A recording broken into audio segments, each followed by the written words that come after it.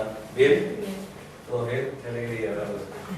Bien. Bueno, ¿cómo se va avanzando en el libro de los espíritus? Son 4 libros en uno, ¿no? 4 partes en uno. Y ya estamos comenzando el libro tercero. Huguito, Sí. lo que pasa es que venís poco. Eso, por eso. Hay muchas ovejas que no son de Terreville. También a esas tengo que atender. Pero estoy con ustedes siempre. Ustedes saben eso. Bien, ley divina natural. Ustedes se dan cuenta que estos 12 capítulos, ¿sí? Como bien se va describiendo aquí, habla acerca de las famosas leyes del universo. ¿Sí? Si bien uno se pregunta por qué, a través de la codificación de Allan Kardec, los espíritus transmitieron simplemente estas. En realidad, todas ellas convergen en una sola, en una única y total y absoluta, que es la última, que es de justicia, amor y caridad. ¿Sí? La ley del amor, para poderla entender, tenemos que entender ciertas facetas a las cuales nunca podemos quizás pasar por alto, porque son leyes. Al principio habla de la ley divina o natural, para que tomemos conciencia de quiénes somos, una chispa divina, una creación de Dios, algo que, por más que en la terquedad de nuestro propio camino o instancia en el progreso espiritual desistamos de comprender o alcanzar algo, en el fondo somos creación de Él y volveremos hacia Él o a ser como Él en tanto y en cuanto evolucionemos. Y comprendamos por ahí quizás otros aspectos universales, otras leyes que los espíritus quizás consideraban. Luego de haber visto hace 15 días atrás el punto principal de quiénes somos, hacia dónde vamos y por qué existimos y de dónde venimos, nos toca ahora entender la ley de adoración. ¿Sí? Indefectiblemente existe en forma instintiva en cada uno de nosotros, ¿sí? Esto de adorar o creer en alguien o en algo superior. Razas adámicas de siglos atrás así lo hacían sin tener en cuenta ni noción de ningún tipo de conocimiento, quizás por los fenómenos naturales que superaban al propio instinto de supervivencia o que alimentaban su inteligencia para sobrevivir. Fuimos creciendo de siglos en siglos y centurias en centurias para alcanzar al día de hoy la comprensión que los espíritus superiores nos transmiten. Traigo de parte de ustedes saludos de la CEA, de la Confederación Espírita Argentina, así que también voy a estar nuevamente la próxima semana. Les envío el saludo a toda la gente de la Comisión Directiva y el presidente de la PROPA. Porque si no me olvido. Bien. Ley de adoración. ¿Bien? Más adelante vamos a ir avanzando y cada una está relacionada. Vamos a empezar entonces, si les parece, con esto. ¿Están bien ahí? Sí. ¿Hola? ¿Están bien, verdad? Hola, Diego. Bien, bueno, ¿qué implica o qué incluye dentro de esta ley, la ley de adoración? ¿Qué aspectos fue ayudado a Allan Kardec en la codificación para nuestro esclarecimiento? El objetivo de la adoración, se habla de una adoración externa, que eso también ahora vamos a tratarlo, una vida contemplativa, y después específicamente vamos a hablar acerca de la oración. Vamos a comprender estos 4 aspectos porque obviamente el capítulo 2 es bastante extenso y en la próxima se tratará sobre el politeísmo y el tema de los sacrificios, animales, que también se trataban o se relacionaban con sacrificios humanos, que después iremos viendo todo eso, ¿no? Por lo pronto, el objetivo de la adoración. ¿Cuál es el objetivo de la adoración o en qué consiste, como se dice acá, la adoración? Dice, es la elevación del pensamiento hacia Dios. Perfecto. Así lo definen los espíritus. Si uno piensa en hagamos una oración, ¿qué es lo que puede venir a nuestra mente de acuerdo a diferentes movimientos religiosos? Pongámonos una túnica, preparemos el altar, hagamos esto o aquello. No. Los espíritus superiores definen a la oración como la elevación del pensamiento. ¿Sí? Elevar el pensamiento implica muchas cosas. Por ejemplo, dejar de pensar en nuestras ocupaciones, o preocupaciones, o juicios, o prejuicios. Dejar la mente en blanco. Por eso se asocia mucho la meditación al tema de la oración, de esa unión con el cosmos. Estas cosas por ahí quizás nos falten todavía profundizar para ir comprendiendo que realmente todos, de alguna manera, de una forma u otra, en un aspecto similar o diferente, estamos comunicándonos con el más elevado del universo. Elevar el pensamiento hacia Dios. Mediante la oración, el hombre acerca su alma a Él. Esa es la definición de la pregunta C49 que dan los espíritus superiores sobre la pregunta que Kardec planteó. Luego continúan diciendo, la adoración es el resultado ¿de qué? De un sentimiento innato. Entonces, por más racionalidad, por más contenido mental, cognitivo, social, cultural, lo que fuese que tengamos, hay algo innato que no podemos frenar y que tarde o temprano, porque es una ley, llegaremos hacia eso, realizaremos o adoraremos al Creador. ¿Lo entienden? Sí. Yo no sé si los aburro, pero sé que los esclarezco. Dice, como un sentimiento innato como el de la divinidad. La conciencia del hombre hace que se incline ante aquel que puede protegerlo. ¿Sí? ¡Wow! No es adorar algo porque se lo vea como superior. Instintivamente, incluso el hombre primitivo, cuando nació, necesitó de protección. Y ese ser que lo protegió, que fue su madre, su padre, fue algo, es decir, algo superior. ¿Sí? Por eso la asimetría, la diferencia de ubicación hacia la autoridad. El niño ve al padre o a la madre, pero no como enemigos únicamente, sino como referentes de la autoridad que lo han protegido. De la misma manera, fenómenos de la naturaleza o fenómenos del universo, del cual el hombre encarnado no puede trascender, se resalta o exalta esta ley o este sentimiento innato de querer adorar aquello que no comprendemos, pero que sabemos que no puede proteger. Dice, ¿ha habido pueblos desprovistos del sentimiento de adoración? ¡Wow! ¿Y qué responden los espíritus superiores? No. ¿Por qué responden que no? Y porque ya está diciendo que es algo innato. Indistintamente de las culturas, de los grupos y ubicaciones donde esos pueblos se hayan encontrado. Porque nunca hubo pueblos de ateos. Cuando uno dice soy ateo, está hablando de una elección mental, no de una elección propia de lo que representa en sí el cosmos total del universo. Porque se autolimita y restringe su capacidad, no solo de conocimiento, sino de voluntad, para progresar, crecer e interrelacionarse con el todo. Todos comprenden que por encima de ellos hay un ser supremo. De ahí que justamente la adoración sea una ley.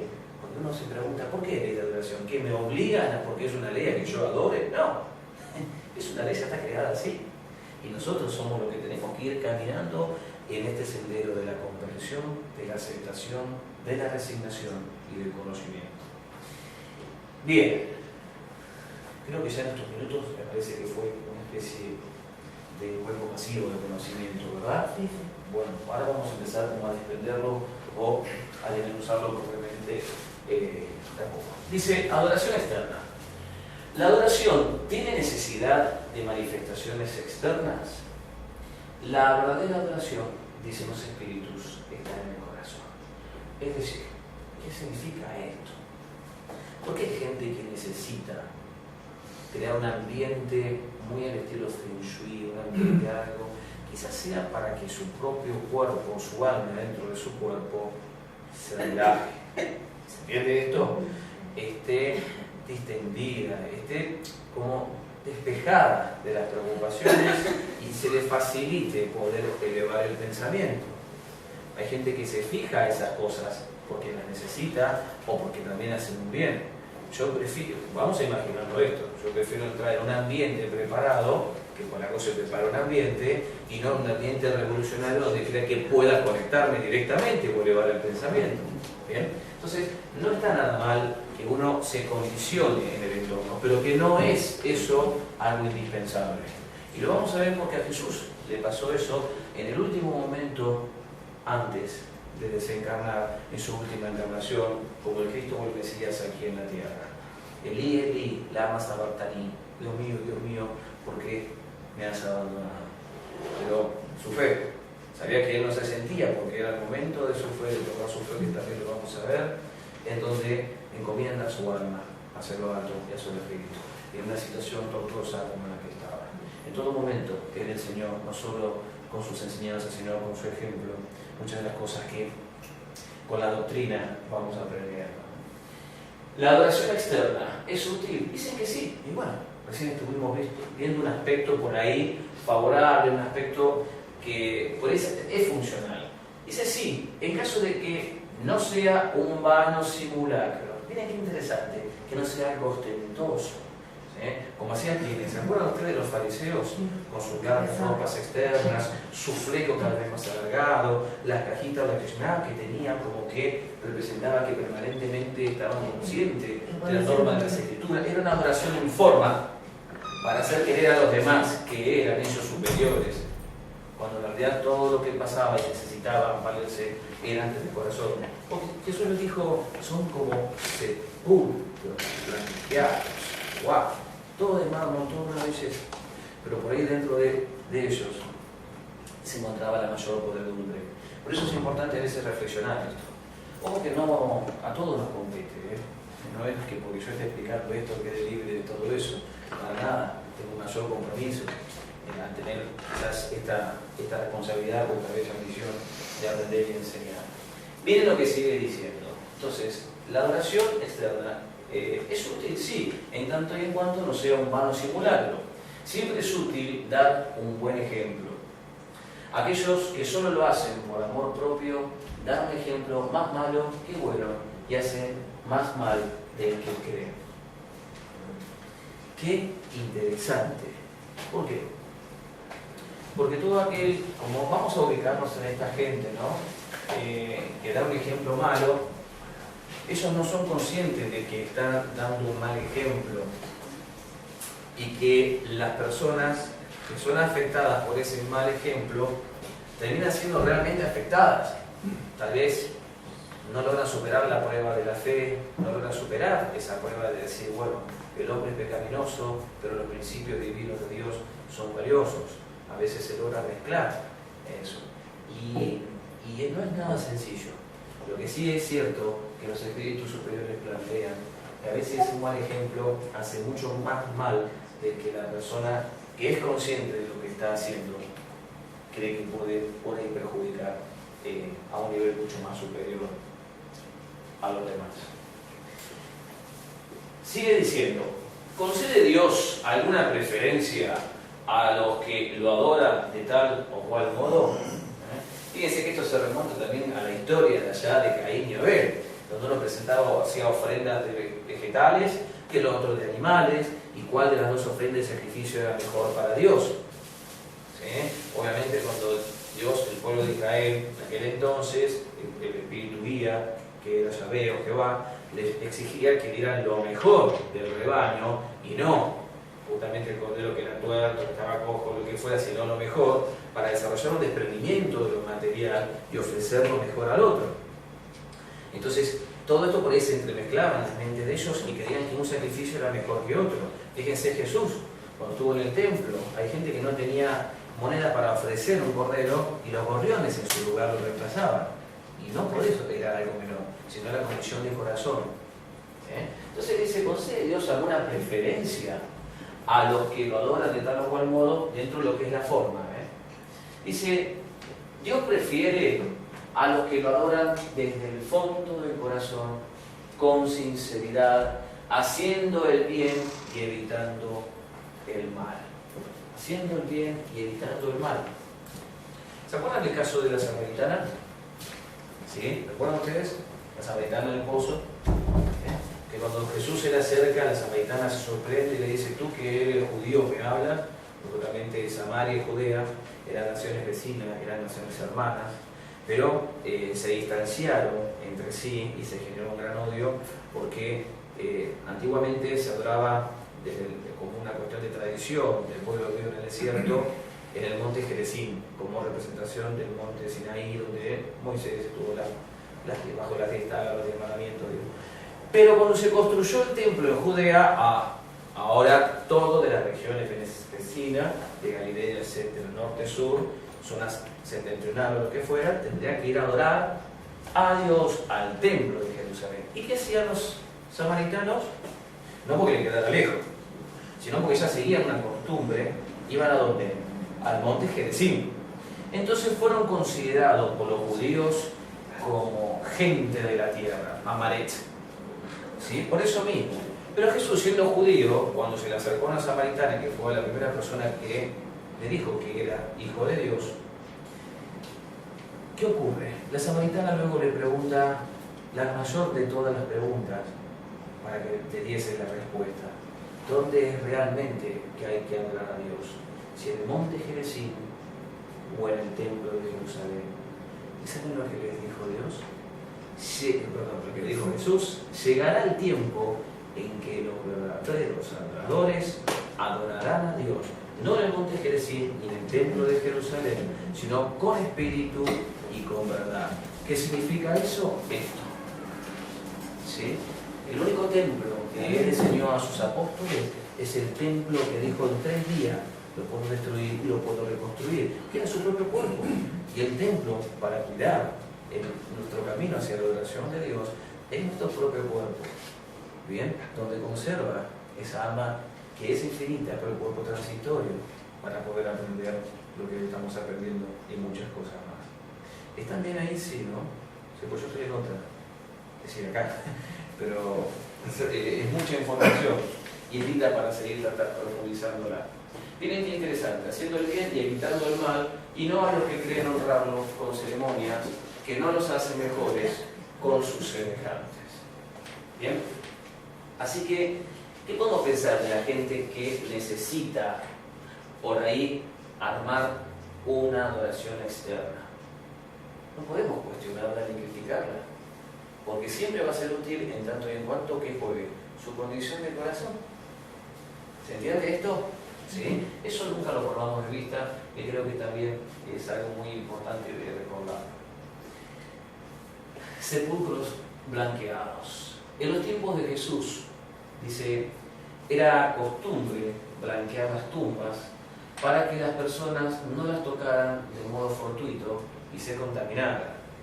Las tumbas de los alrededores de Jerusalén se blanqueaban un mes antes de la Pascua, a fin de que nadie quedara inmundo en este periodo especial de adoración por haber tocado una tumba accidentalmente.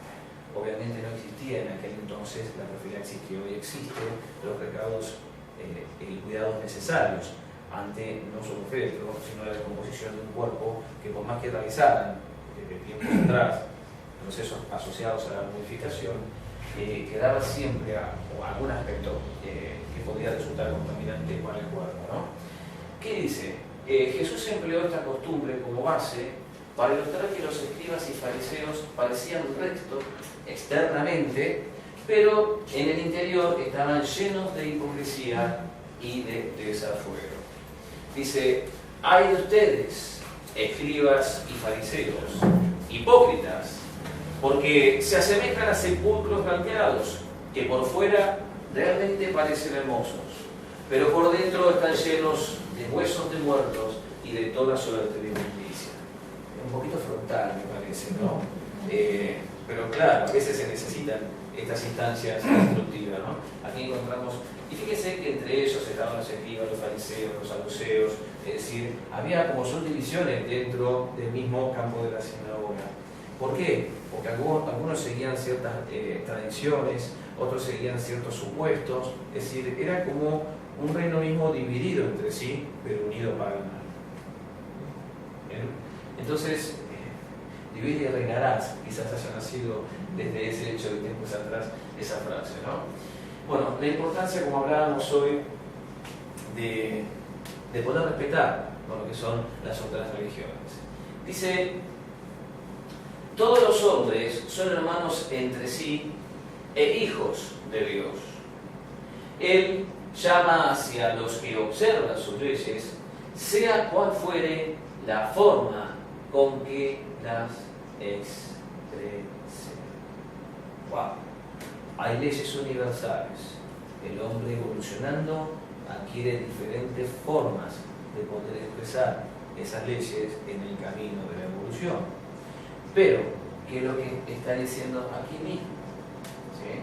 Que él llama así a los que observan esas leyes, los que observan, los que quieren hacerlo, de la manera en la que puedan, y a su forma y a su modo, pero observarla al fin.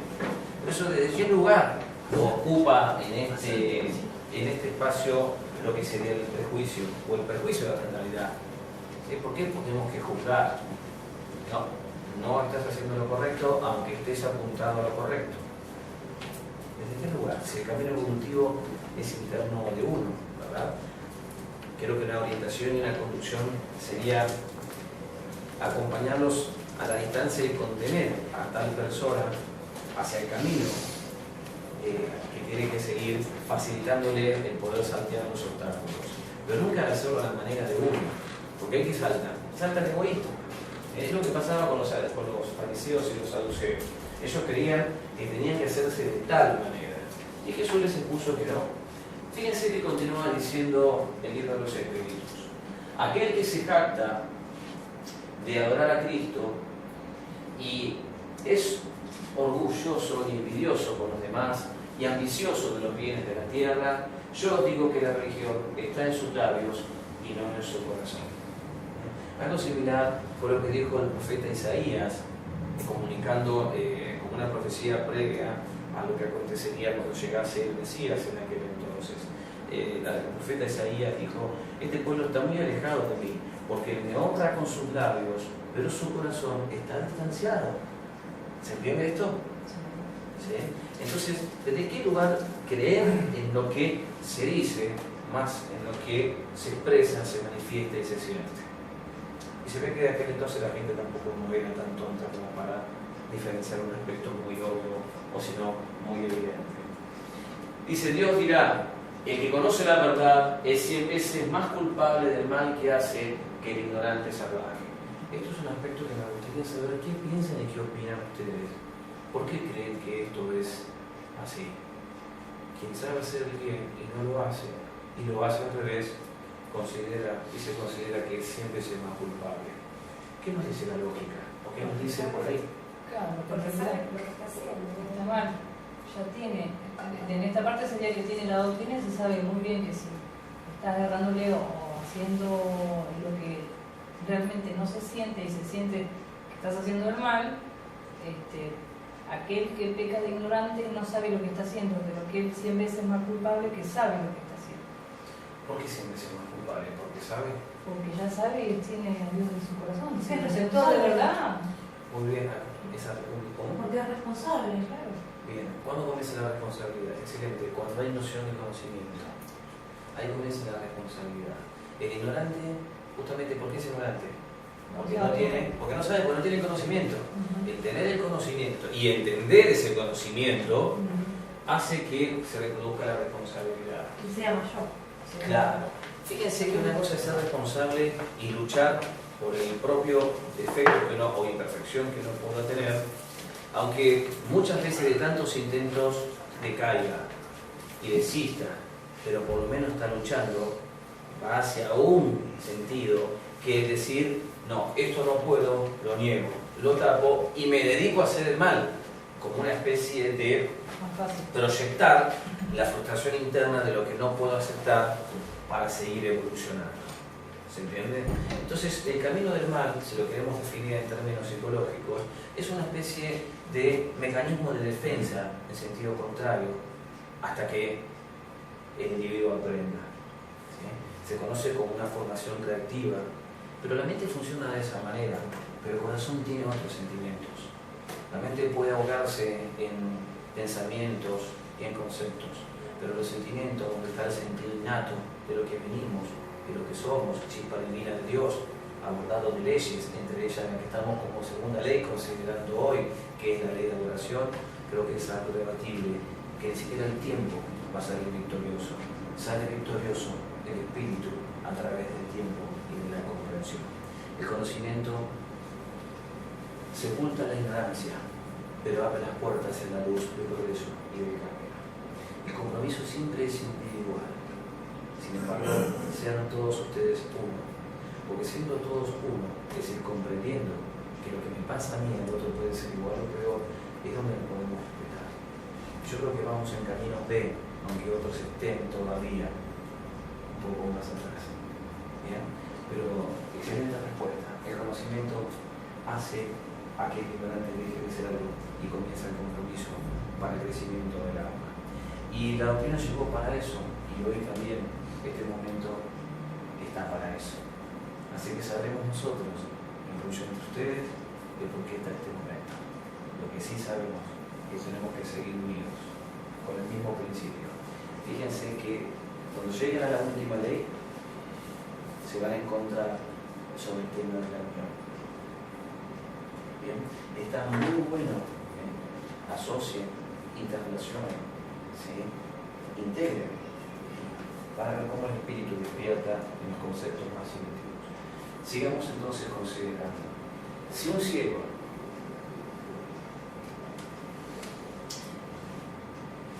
dice, si un ciego os atropella a su paso, lo disculpáis, pero si es un hombre que ve bien, os quejaréis, y con razón. ¿Por qué? Porque lo que estamos expresando anteriormente, el que no ve, no sabe. ¿Sí? Con lo cual también esto es algo interesante. El conocimiento no solo nos responsabiliza, sino que nos abre la capacidad de ver otras cosas que antes no veíamos, o que la veíamos diferente. ¿Se entiende? ¿Sí? Por eso, el que tenga oído, oiga, porque el Espíritu, dijo el apóstol Juan en el libro de Apocalipsis, dice a las congregaciones. ¿Bien? Porque escuchar, podemos escuchar.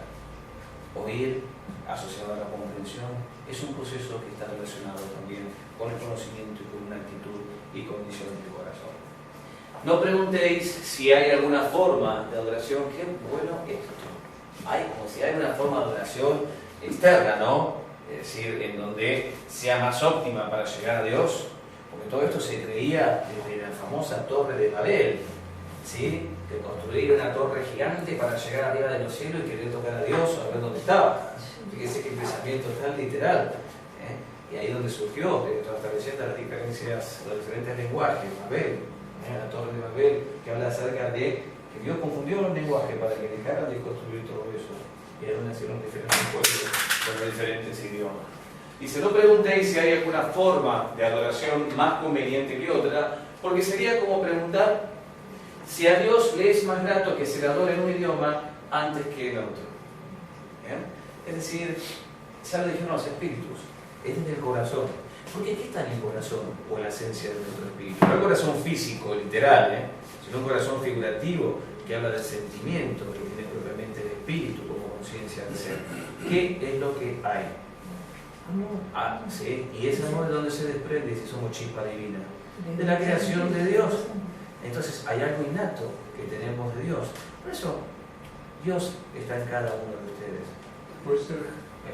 Sí, Pablo. Puede estar relacionado con esa conciencia profunda, el yo profundo, que está más allá del ser, que tiene ese sentimiento. Por ejemplo, dicen las religiones orientales y occidentales, hay un yo más profundo que es más inteligente que nosotros. En ese yo profundo, una conciencia más elevada como espíritu, entonces ese sentimiento esté ahí.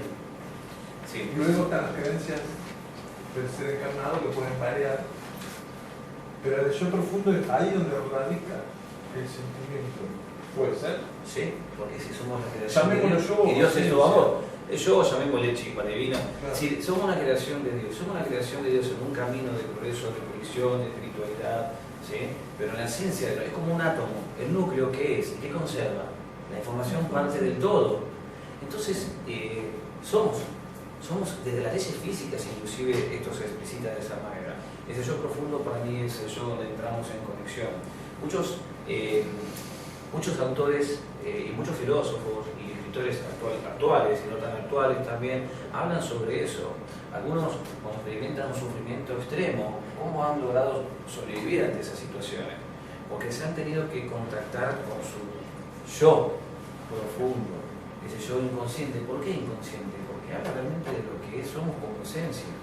¿Se acuerdan que Jesús le dijo a sus apóstoles, miren las flores del campo, miren los gorriones. De las flores del campo, y Salomón se ha vestido así, miren los gorriones. Si Dios considera esto, dice, sus cabellos están contados. ¿Sí? Somos importantes ante Dios porque somos sus hijos, somos su creación, somos en lo profundo ese ser.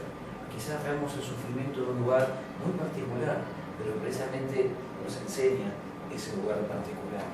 Uno dice, el camino del aprendizaje tiene que ser así. Yo creo que la instancia que hoy estamos viviendo sí tiene que ser así, porque nos ayuda a usar la fe, la convicción, la unidad, empezar a despegarnos ya casi completamente, podríamos decir, del ego material, para apuntar quizás a una unidad mayor a nivel vibracional, de sentimiento, de pensamiento, de cohesión y de proyección, y de universalismo conectado con todo el cosmos, y si no, ¿por qué no? Precisamente con Dios, que está en esa chispa divina también, como creación que somos de nosotros mismos.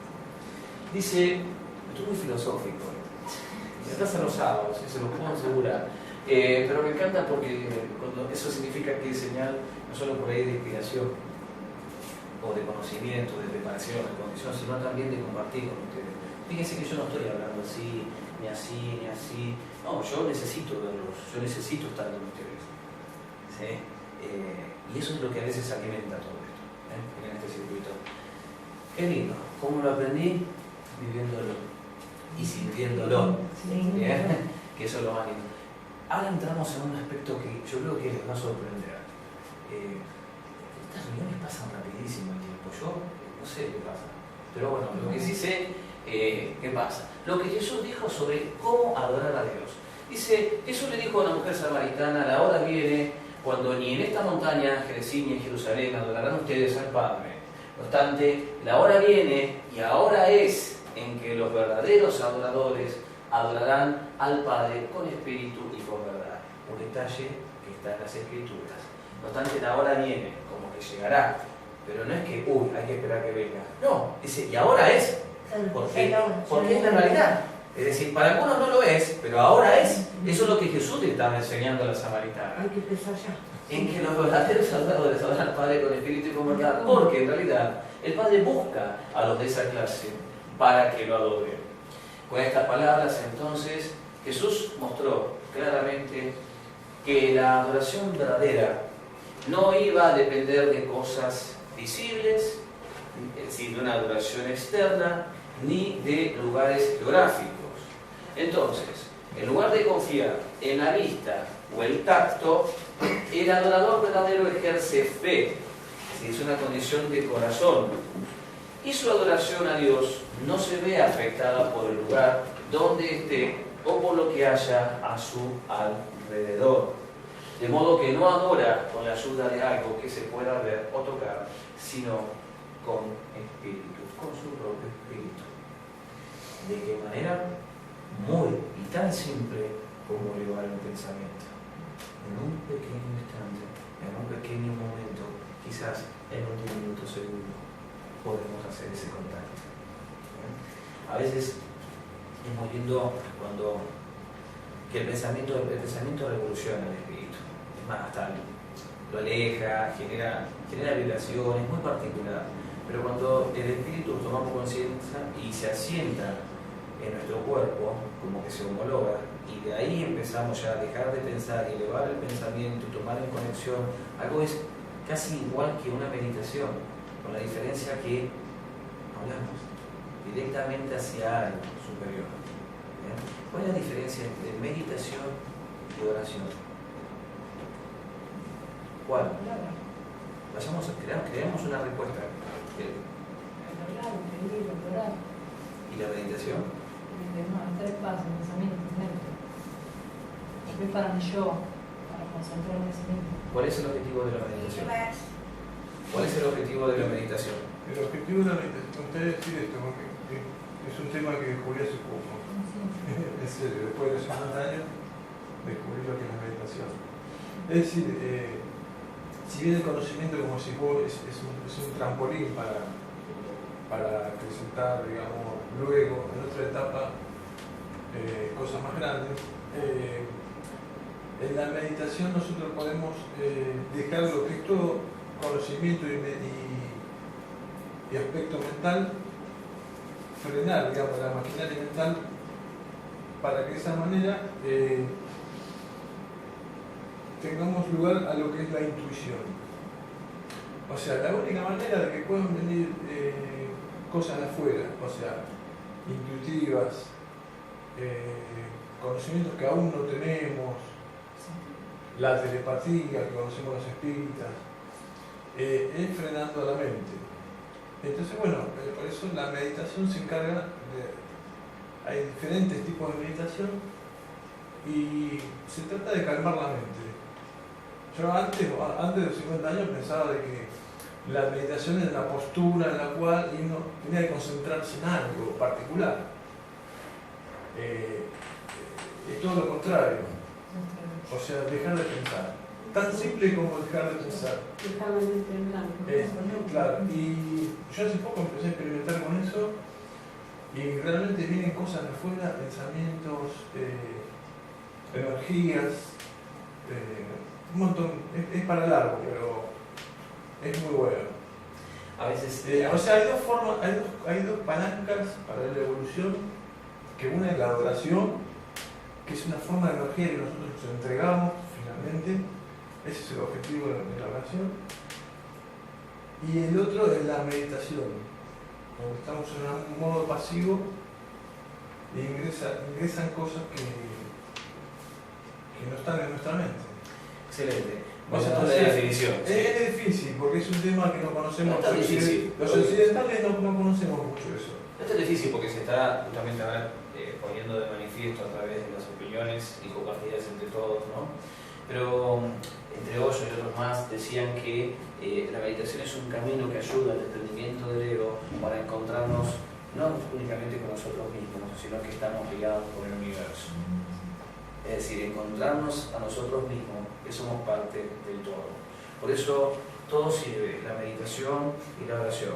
Para elevar el pensamiento implica un desprendimiento. Hay gente que necesita un ritual o una forma o una estereotipia, ¿sí? Como los muros de Jerusalén, ¿sí? y los mantras. Hay gente que necesita algo para que la mente se aleje, ¿sí? Hoy por hoy existen otros recursos mucho más actuales relacionados con la meditación y mucho más sencillos que las ritualizaciones, ¿sí? O las adoraciones externas. Excelente, cómo me encanta compartir opiniones así con ustedes. Ustedes supieran, eran que ustedes son maestros también, entonces tienen que ayudarme, así sigo aprendiendo como ustedes comparten conmigo. El respeto por las creencias ajenas. No.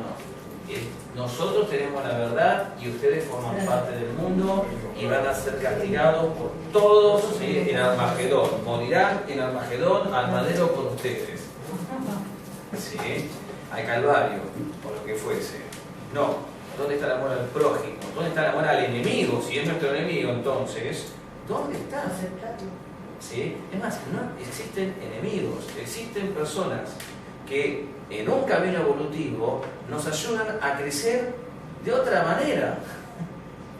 Por eso Jesús dijo, amen a los enemigos, porque a través de ellos desarrollaremos las cualidades del amor. ¿Sí? Miren esto. Dice, es censurable practicar una religión en la que no se cree desde el fondo del alma, aunque se lo haga por respeto humano. La intención es la regla. Muy buena definición. A mí me encantan los espíritus superiores cuando hablan así.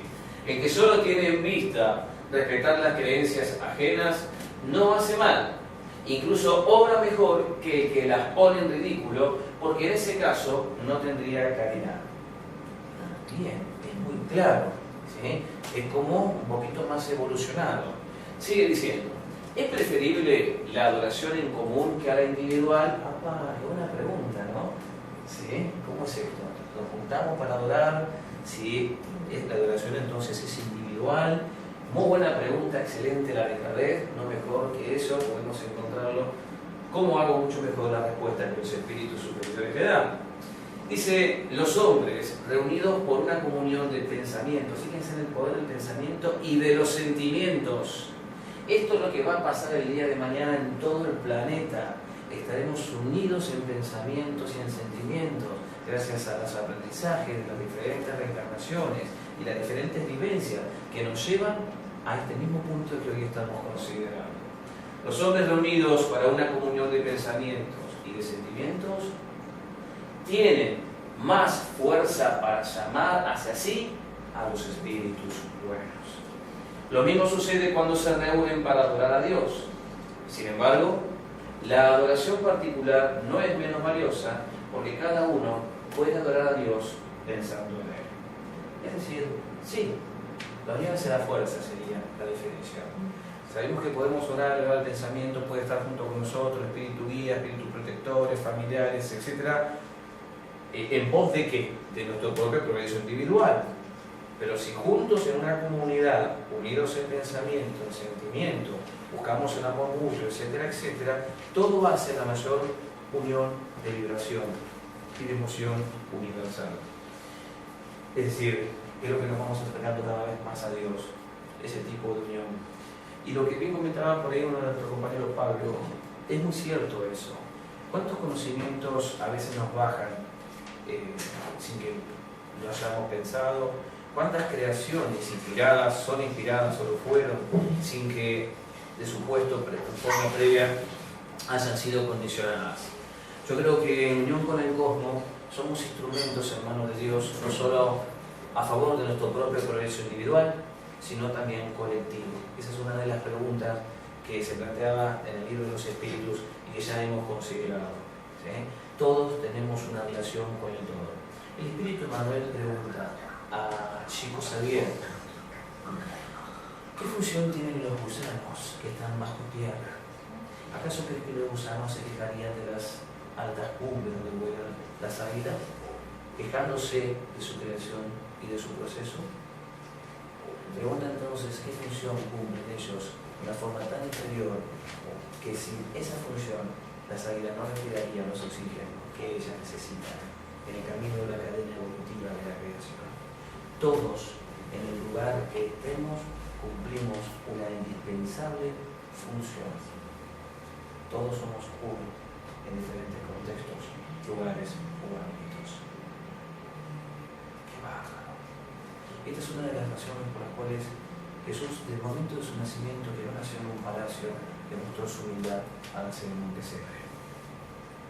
Bueno, no los quiero aburrir más, pero me parece que están ahí o están haciendo contacto. No le ven el pensamiento ahora en la habilitación, Tienen tiempo para hacerlo después. Vamos a seguir adelante, que ya estamos a poco tiempo de finalizar.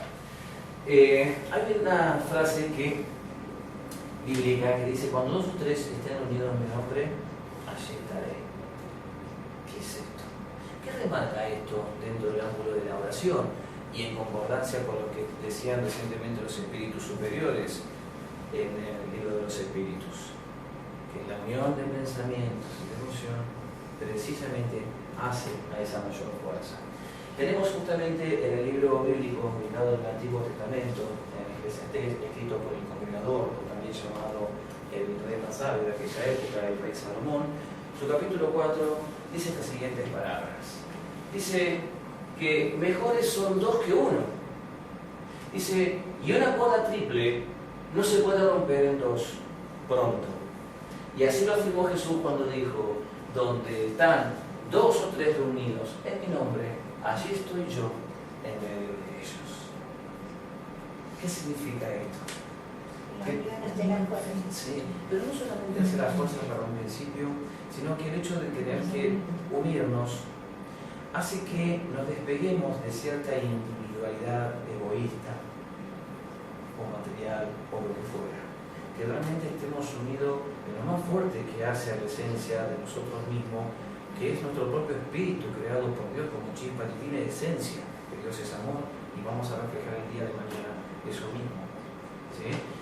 Interesante es esto, ¿no? Que entre el Antiguo Testamento y el Nuevo Testamento Jesús mismo buscaba esa concordancia, como también así lo hizo el apóstol de las naciones, ¿no? El apóstol Pablo. Una cuerda triple no se puede romper en 2 pronto. Establece esa fuerza. Por estas palabras, entonces, el Maestro nos hace ver que en verdad los hombres reunidos por una comunión de pensamientos y de sentimientos tienen más fuerza para llamar hacia los espíritus buenos, como si el amor de Jesús estuviera en medio de esas personas. En Mateo 28, 19 y 20 Jesús dijo: vayan y hagan discípulos de gente de todas las naciones, bautizándolos en el nombre del Padre, del Hijo y del Espíritu Santo, enseñándoles a observar todas las cosas que yo les he mandado. Y miren, estoy con ustedes todos los días hasta la conclusión del sistema de cosas. Estoy con ustedes. Qué interesante, ¿verdad? Bien, Jesús no solamente se dio, sino nos mostró que nos acompaña. Bien, y estamos llegando, vamos a tener que hablar un poquito, bueno, vida contemplativa, casi al final. Los hombres que se dedican a la vida contemplativa sin hacer mal alguno, la vida contemplativa se refiere a decir, me cuido, no hago el mal, pero tampoco hago el bien. Entonces, por las dudas, ¿pero qué soy entonces? ¿Se entiende? Vamos a ver que a veces uno puede hacer y equivocarse en forma ignorante, con lo cual se considera eso como un pecado, que pecado significa o está definido como agarrar al blanco, si guardar hacia el acierto, pero también uno puede hacer antes y hacer el bien. Pero ¿qué pasa si uno no hace? Por ejemplo, niña, tienes hambre, no te voy a alimentar por la duda de que yo llegue a hacer algo malo. Cuando en realidad hay una necesidad de cubrir. Y no lo hago, no se murió, pero yo no hice nada para que se muriera. No, justamente se llama pecado por omisión. Por no hacer el bien, por no hacer una actividad, es decir, con lo cual algo siempre hay que hacer. Siempre la ley o la dinámica, porque la física existe en tanto y en cuanto el movimiento lo dé, más allá de la estática, se necesita eso, un movimiento. Y el movimiento siempre es oscilante, amplificado, dilatada, siempre es ascendente. Miren lo que dice aquí. Dice, los hombres que se dedican a la vida contemplativa sin hacer mal alguno y pensando nada más que en Dios, ¿tienen algún mérito ante Él? No, para nada. Dice, porque a pesar de que no hacen mal, tampoco hacen el bien y son inútiles. Esa no fue la función realmente para la que fueron creados. Por otra parte, no hacer el bien ya es un mal. ¡Qué va! Es un código, es una ley. Qué interesante, claro. Qué bárbaro. Dice, Dios quiere que se piense en Él, pero no quiere que solo en Él se piense, puesto que ha dado al hombre deberes que cumplir en la tierra. Muy claro, los espíritus superiores. A pensar en Dios y se olvidó del resto. Si somos una sociedad, por algo fuimos creados en la sociedad. Dios no quiere que solo en Él se piense, porque por algo justamente nos puso en la tierra. El que se consume en la meditación y en la contemplación no hace nada meritorio ante Dios, porque su vida es por completo personal e inútil para la humanidad por no hacer el bien. Además, Dios le pedirá cuenta del bien que no haya hecho. De hecho, hay varias ilustraciones que Jesús enseña a sus discípulos en relación con esto. ¿Se acuerdan del esclavo y los talentos? ¿Sí? Que hay diferentes clases de esclavos, a uno le dio 5 talentos, a otro le dio 2, a otro le dio 1, bueno, el que tuvo 5 produjo, etcétera, etcétera, dice de acuerdo a sus condiciones. Esto es espectacular lo que hizo el amo. Este amo fue representado como Jesús o Dios en relación hacia los esclavos, seríamos nosotros en la tierra, donde da talentos, ¿sí? Oro para poder reproducir, se nos da obra de bien para duplicar. Bueno, uno lo puso en el banco, etcétera, etcétera, reprodujo otros 5 más. El de 2 hizo exactamente lo mismo. Entonces, ¿qué pasó el que hizo 1? Porque fíjense que el amo le dio la ilustración de acuerdo a cada uno según sus condiciones. Es decir, el que podía dar menos le dio 5, no le exigió, le dio de acuerdo a las circunstancias y condiciones. Sí, con lo cual nos habla que es un amo que, ¿de qué manera? No es del todo exigente, es justo y equilibrado. ¿Pero qué pasó? ¿Qué le respondió cuando regresó el amo después de un tiempo? A este esclavo, ¿sí? Que tenía un solo talento. No, tenía temor y porque tenía temor lo escondí. No hizo nada por producirlo. Entonces Jesús le dijo, sí, el amo le dijo, esclavo infiel e ingrato, ¿por qué has hecho esto? ¿Sí? Cuando tenían todas las condiciones para hacerlo. Entonces, Jesús de esa manera va ilustrando que realmente siempre hay que producir, hay que trabajar, ¿bien? En el buen sentido del término. Sigamos. El no hacer el bien es también una falta. En Santiago 4:17 del Nuevo Testamento dice, por lo tanto, si uno sabe hacer lo que es correcto y sin embargo no lo hace, es para él un pecado. Y en la parábola de Jesús de las ovejas y las cabras, por ejemplo, no se condena a estas últimas por su comisión de actos malos, sino por no haber asistido a los hermanos de Cristo. Miren lo que dice: en cuanto no lo hiciste a uno de estos más pequeños, tampoco a mí lo hiciste. Es decir, hacer el bien.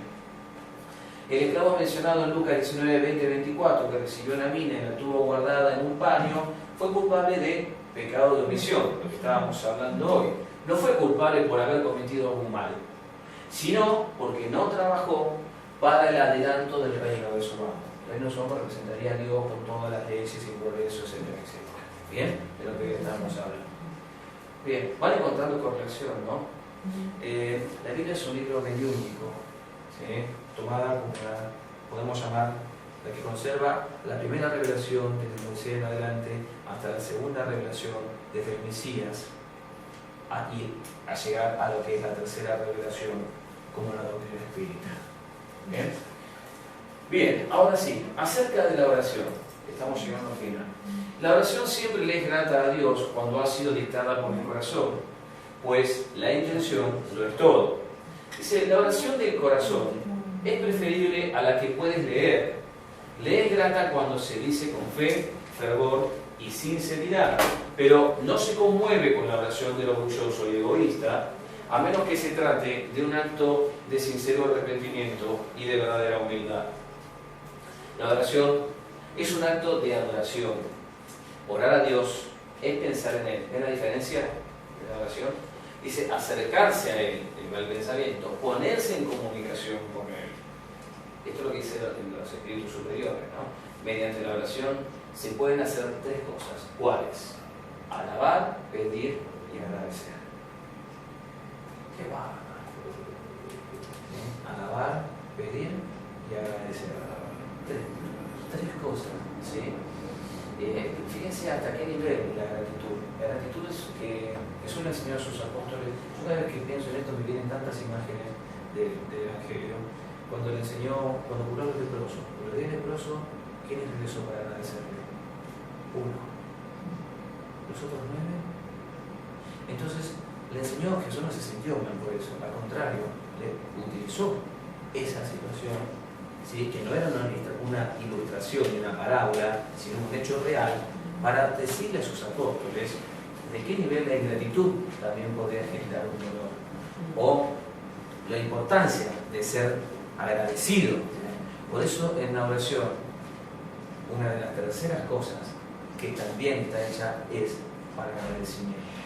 Más allá de la alabanza que uno puede tener hacia Dios por todas las creaciones y todo lo que Él puede llegar a hacer, de pedir sabiendo que Él puede dar, ¿sí? Porque el que busca encuentra, pero el de agradecer ya es como haber atravesado justamente todo ese problema, esa dificultad en la que se alabó a Dios, ¿sí? Etcétera, etcétera.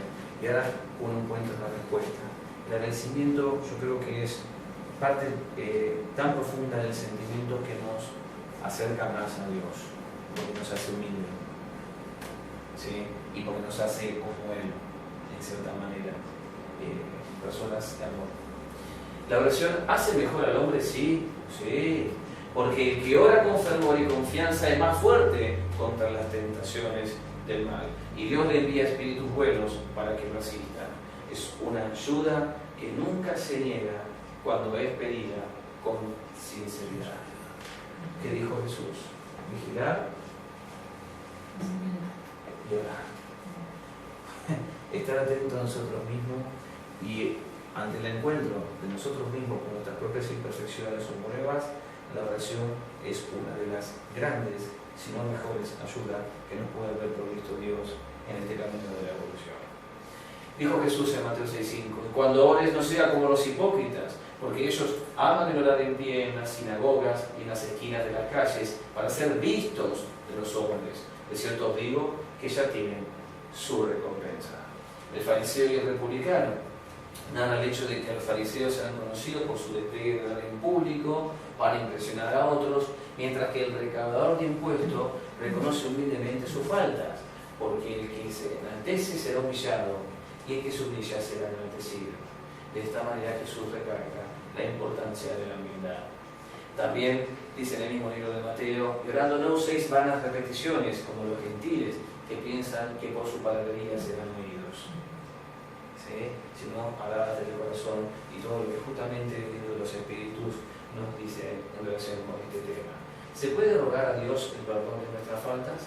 ¿Podemos rogar a Dios el perdón de nuestras faltas y que nos lo conceda? La oración no oculta las faltas. El que pide a Dios perdón de sus faltas solo lo obtiene si cambia de conducta. Dice: las buenas acciones son la mejor de las plegarias, porque los hechos valen más que las palabras. ¿Se puede orar por otros y obtener buenos resultados? El espíritu del que ora actúa mediante su voluntad de hacer el bien. Con la plegaria atrae hacia los espíritus buenos, quienes se asocian al bien que quieren hacer. Está muy bueno, podemos orar por otros y de hecho sus espíritus también ayudarán. Jesús dijo en un momento que, en la carta de Santiago, si la oración de fe puede sanar a la persona enferma. ¿Está alguno enfermo entre vosotros? Llame a los ancianos de la iglesia y oren por él, y la oración de fe salvará al enfermo.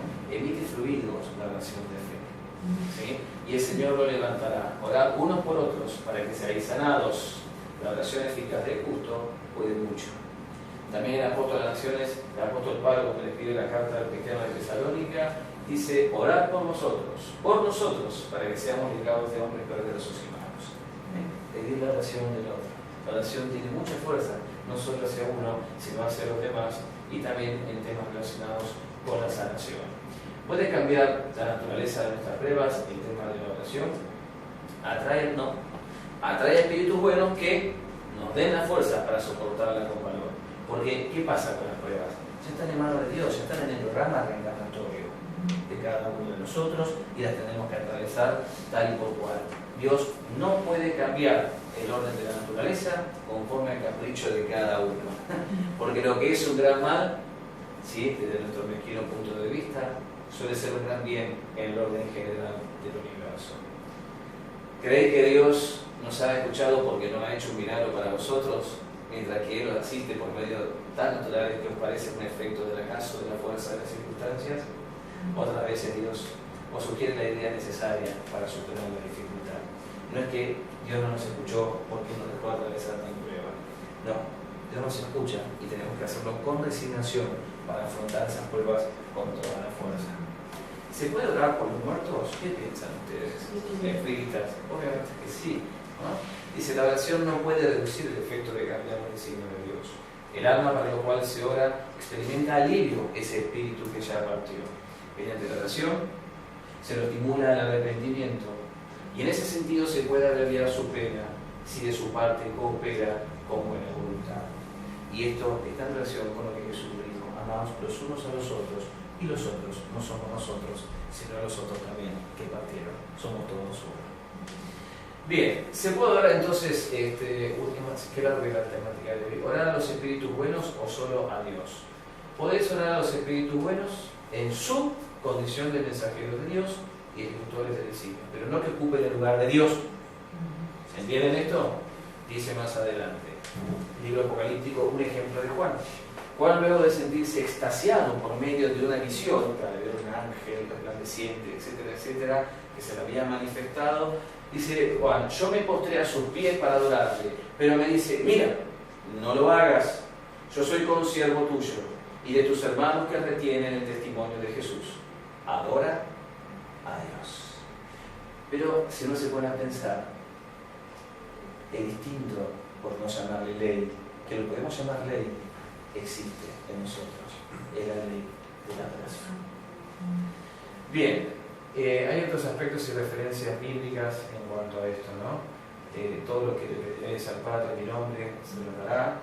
El apóstol Pablo también dijo algo parecido: en nombre de nuestro Señor Jesucristo. Es como un referente, ¿sí?, como un puente. Nadie llega al Padre si no es por mí. Necesitamos aprender no solo de su ejemplo, sino también de su evangelio, para que tomemos conciencia de todo ello. Bueno, vamos a ver las preguntas de la reflexión y vamos a las palabras finales. Dios, el Señor Supremo de la vida, el Padre que nos recibe diariamente, cuenta en verdad con nosotros y necesita de nosotros. Espera con confianza que seamos el amparo a los desunidos, la fortaleza de los débiles, la energía de los fatigados, la bendición de los que fueron lanzados a la soledad. Envíanos a los necesitados de todas las especies y de todas las procedencias para que les representemos la providencia divina. Jesús así se expresó, haciéndonos sentir que Dios está con nosotros y espera por nosotros en todas las circunstancias. Todo el bien que hicieres en el mundo, al último de los pequeñitos, en verdad, es a mí a quien le hicisteis. Partuira del libro Más Luz. Nos veremos entonces en la próxima. Muchas gracias.